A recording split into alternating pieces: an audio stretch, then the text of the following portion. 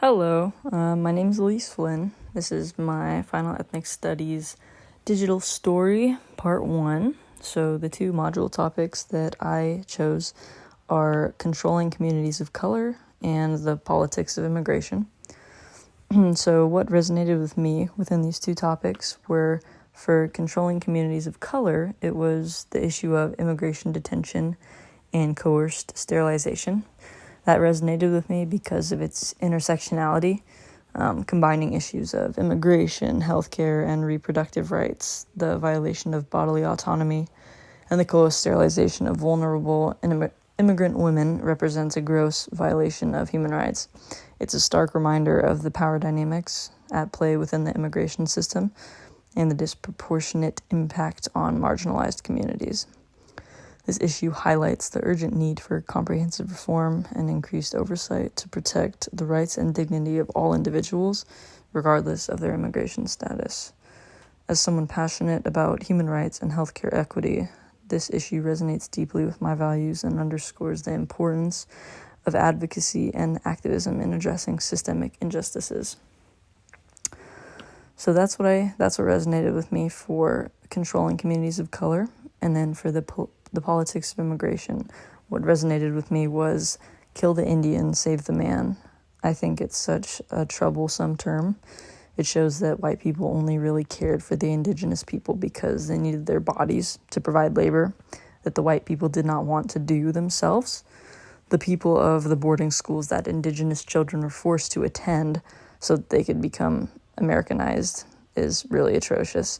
I think they were stripped of their parents' language, customs, and childhoods. Also, they could be transformed into house cleaners and farm workers for white people. It took about 135 years for them to attain the same citizenship previously afforded to other people of color in the U.S., and this only happened because so many indigenous people served in World War I. So how are those two things that resonated with me connected? I'd say that they both definitely involve a violation of bodily autonomy and a gross violation of human rights. These issues also both highlight the urgent need for comprehensive reform and increased oversight to protect the rights and dignity of all individuals, regardless of their ethnicity and status. So in the politics of immigration module, white people only cared for the indigenous people because they needed their bodies to provide labor that the white people didn't want to do. Compared to the controlling communities of color module, there were immigration detentions and there were also coerced sterilization of vulnerable immigrant women. So those are all examples of violations of bodily autonomy and human rights. So what is restrictive immigration laws? So the United States began regulating immigration soon after it won independence from Great Britain, and the laws since enacted have basically reflected the politics and migrant flows of the times. So early legislation tended to impose limits that favored Europeans, but a sweeping 1965 law opened doors to immigrants from other parts of the world. In recent years, laws and presidential actions have been shaped by concerns about refugees, unauthorized immigration, and terrorism. So what are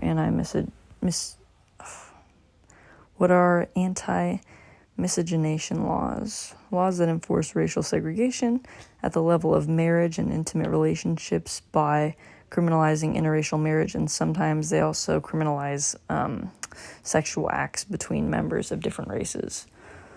And then finally, what is forced sterilization? So compulsory sterilization, same thing as forced sterilization, is just a government-mandated program to involuntarily sterilize a specific group of people. Personally, I don't have any related enough experiences to include in this assignment, but I definitely do have a historical event that I read about that I could compare to it. So the American eugenics movement originated in the late 1800s and has always been undeniably based in racism and nativism. So the word eugenics originally referred to the biological improvement of the human genes, but it was used as a pseudoscience to justify discriminatory and destructive acts against supposedly undesirable people, such as extremely restrictive immigration laws anti-miscegenation laws, and forced sterilization, as I explained was connected between the two topics that I chose.